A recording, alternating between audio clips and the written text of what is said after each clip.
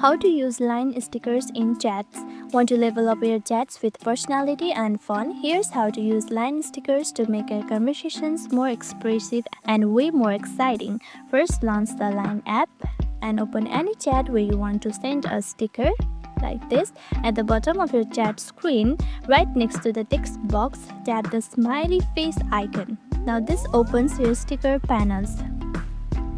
Now you will see all your downloaded stickers is organized in tabs right here. Swipe to browse your favorites like this.